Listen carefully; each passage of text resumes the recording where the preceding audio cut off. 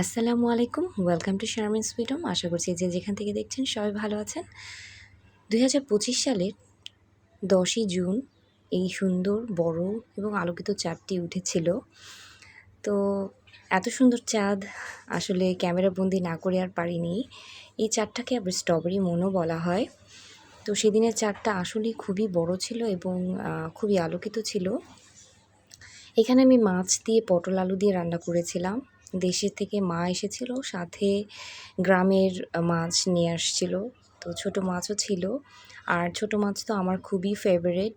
আর আমার বাচ্চারাও ছোট মাছ খেতে পারে, তাই আমি ছোট মাছ দেখে আর লোভ সামলাতে পারিনি, সাথে সাথে রান্না করে ফেলেছি। এখানে আমি পটল আলু দিয়ে রান্না করেছি, লাস্টে অবশ্য একটু ধনেপাতা দিলে আরও বেশি স্বাদ লাগতো। আর এই তো আমার মেয়ে এখানে আমার যত বইগুলো ছিল সেগুলো বের করে পণ্ডিতি করছে। কার বাসায় এরকম পণ্ডিত ছেলে মেয়ে আছে? যাক আলহামদুলিল্লাহ। এই যে আমার বইগুলো বের করে সে চেষ্টা করে যে বইয়ের বুক লেখার, মানে সেও বই লিখবে এমন একটা তার মধ্যে ভাবসাব। তো চেষ্টা করছে, মানে বইয়ে কীভাবে লিখছে সেও লিখবে ওভাবে।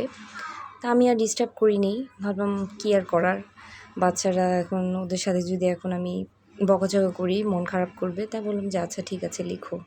কিন্তু ভিতরে আসলে মনটা অনেক কষ্ট লাগছিল। আর এই তো বলছিলাম যে মা দেশে থেকে এসেছিল, গ্রাম থেকে, তো অনেক কিছু নিয়ে এসেছে।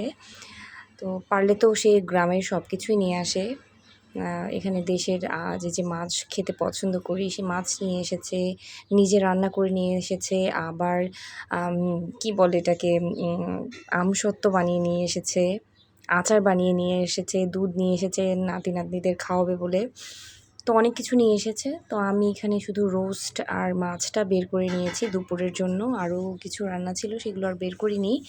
আর সাথে আমাদের ভাজি টাজি ছিল, সেটা দিয়েই আমরা দুপুরের লাঞ্চ করে নিয়েছিলাম।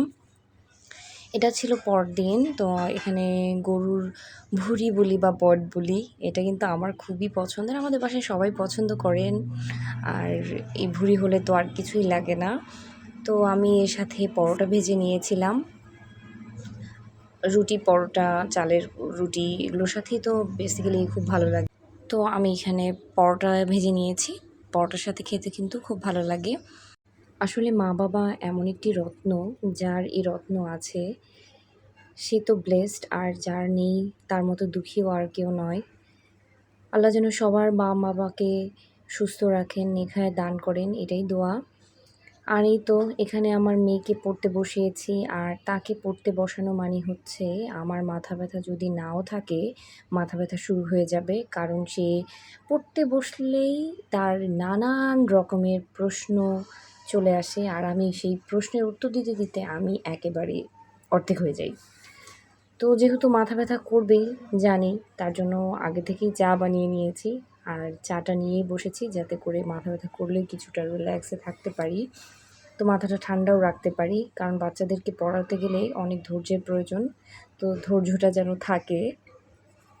আর এই তো এখানে আমি আবার একটু শপিংয়ে গিয়েছিলাম। তো এটা নিউ মার্কেটে গিয়েছিলাম, আর ওখানে অনেক কিছু ভ্যারাইটিস পাওয়া যায়, তাই আসলে নিউ মার্কেটে শপিং করে ভালো লাগে। তো অনেক রকম জিনিসই দেখা যায়।